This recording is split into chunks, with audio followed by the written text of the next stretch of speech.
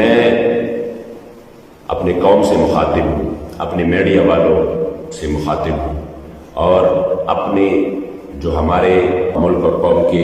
مختلف مکتب فکر اور شعبہ زندگی سے تعلق رکھنے والے لوگ ہیں ان سے مخاطب ہوں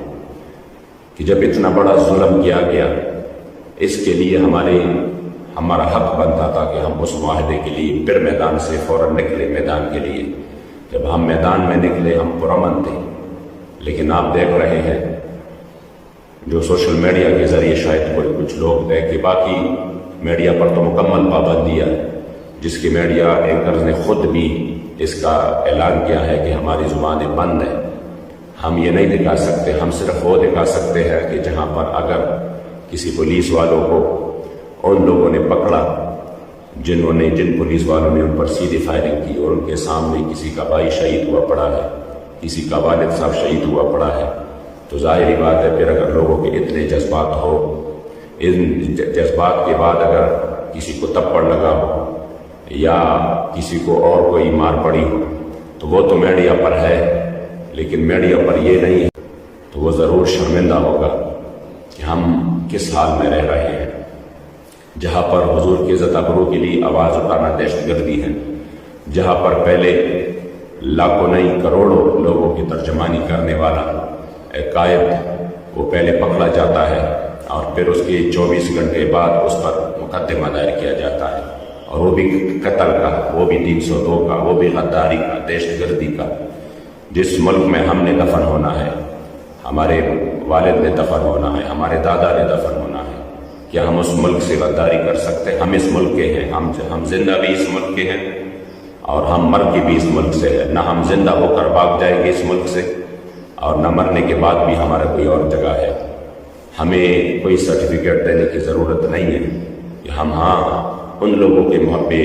حب الوطنی پر ضرور انگلی اٹھانی چاہیے جو نہ زندہ اس ملک کا ہے اور نہ مر کر اس ملک کا ہے، جنہوں نے جب تک ان کی مراعات ہے یہاں پر، ان کے مزے چرچے ہیں وہ یہاں ہیں، جب ختم ہو جائیں گے تو جو انہوں نے ملک کو لوٹا پھر وہ باہر چلے جائیں گے۔ اس لیے میں اپنی پوری قوم سے مخاطب ہوں، ہم تو ان تمام ظلم سہنے کے لیے تیار ہیں، لیکن صرف اتنا کہ ہم کہیں کہ شاید اتنے ظلم سہنے کے بعد بھی یہ قوم بیدار ہو سکے اور پھر حضور کی عزت ابرو کے لیے میدان میں نکل سکے، اور جو قوم نظریہ کی بنیاد پر بنی ہے اس قوم میں اگر اتنا ظلم ہوا ہے اور پھر وہ وزیر اعظم جس کو لوگ کہتے تھے یہ صادق ہے اور امین ہے، کیسے صادق اور امین ہے جو بالکل علی اعلان اپنی وعدے کی مخالفت کرے؟ کیا ان کا ایک کلپ میڈیا پر نہیں ہے؟ تو میڈیا والے بھی حضور کے سامنے، آپ نے بھی حضور کا سامنا کرنا ہے۔ اگر آپ ماڈل ایان علی کی وہ جسم کی وہ ٹیٹو دکھا سکتے ہیں، آپ انڈیا کی کسی بھی اداکارہ کی اس کی برتھ ڈے کی کیک دکھا سکتے ہیں، تو پھر آپ حضور کی عزت ابرو کے لیے سینے پر گولیاں کھانے والے کو بھی دکھائیں قوم کے سامنے کہ اتنا بڑا ظلم ہو رہا ہے۔ آپ نے بھی اللہ اور رسول کا سامنا کرنا ہے۔ ہم انشاءاللہ تعالی ہمارا ضمیر مطمئن ہے،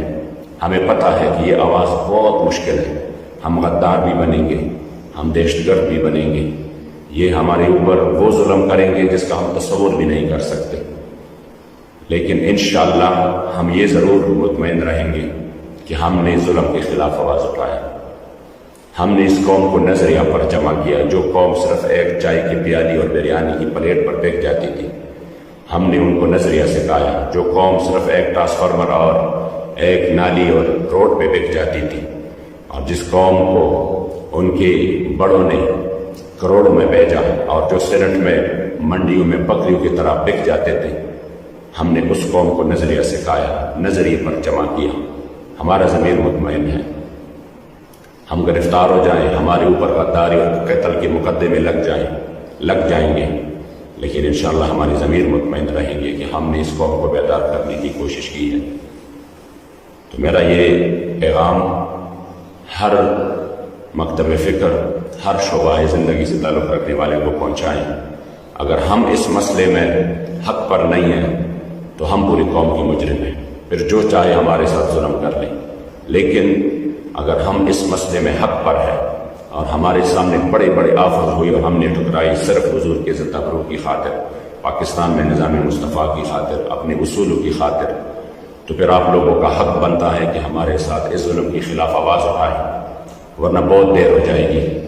جتنا آپ دیر کریں گے پھر اتنی قربانیاں بھی زیادہ دینی پڑے گی۔ آؤ تحریک لبیک کا دست بازو بنو اور اس ظلم کے خلاف ہمارے ساتھ آپ شانہ بشانہ لڑو۔ ہم پاکستان میں دینی اقدار کی بقا کی جنگ لڑ رہے ہیں، ہم مدارس کی بقا کی جنگ لڑ رہے ہیں، ہم مساجد کی بقا کی جنگ لڑ رہے ہیں۔ یہ جو فاٹف اور مختلف چیزوں پر اس ملک کو یہ مکمل طور پر تباہ کرنا چاہتے ہیں اور بیچنا چاہتے ہیں، جنہوں نے اس ملک کو بیکاری بنایا اور مسلسل یہ اس ملک کو وہ اس مقام پر لے کے جا رہے ہیں جہاں سے نکلنا محال ہوگا۔ ابھی وقت ہے کہ اس ظلم کے خلاف آواز اٹھائیں۔ میڈیا ہمارے ظلم کو بھی قوم کے سامنے رکھے جو ہمارے اوپر ظلم ہو رہے ہیں، اور اس وقت تحریک کے جتنی بھی ہزاروں کارکن زخمی ہیں، ان کے آنکھ ضائع ہو چکے ہیں، ان پر وہ زہریلا کیمیکل والا پانی پھینکا گیا ہے، اس پر ایکسپائر شیل پھینکے گئے ہیں۔ ان کا صرف ایک ہی، اگر آپ نے یہ روایت نہیں رکھی ہوتی کہ جب تک آپ روڈ بند نہ کرتے آپ کی کوئی آواز بھی نہیں سنتا، تو واللہ العظیم ہم کبھی روڈ پر نہ آتے۔ جب آپ کی خود سے اپنی مفادات ہو تو پھر ایک دن لاہور بند، اگلے دن فلاں بند، یہ تو اس کے لیے تو سب لوگ خوش ہو جاتے ہیں کہ خان صاحب نے اعلان کیا کہ آج لاہور بند ہوگا، کل پنجاب پورا بند ہوگا، پھر اگلے دن پاکستان بند ہوگا۔ کس لیے؟ ایک حلقے کے لیے، اور ہم اپنے کریم آقا کی عزت ابرو کی حفاظت کے لیے۔ ہم کہتے ہیں کہ ہاں سب کچھ کے بغیر گزارا ہو جائے گا، لیکن آنکھ بند کرنے کی دیر ہے۔ پھر جن کو راضی کیا تھا پھر ان کو پتہ چلے گا کہ میرے کریم آقا صلی اللہ علیہ وسلم کے بغیر کوئی گزارا نہیں۔ آج موقع ہے، اپنے کریم آقا سے وفا کر لو۔ ہمارے کارکن بے سر و سامانی کے حالت میں واللہ العظیم جن کے گھر داخل ہو گئے ان کے گھر کو انہوں نے توڑا، مکمل طور پر چادر و چار دیواری کے تقدس کو پامال کیا گیا۔ ہمارے قائد جس حال میں دنیا سے گئے اس کی گھر کا ہر دروازہ انہوں نے توڑا،